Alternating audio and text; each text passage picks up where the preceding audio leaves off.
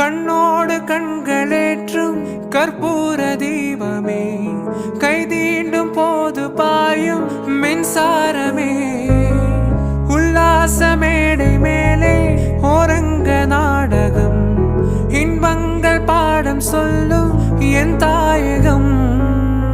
இங்கங்கு ஊஞ்சலாக நான் போகிறேன், அங்கங்கு ஆசை தீர் நான் வேகிறேன்.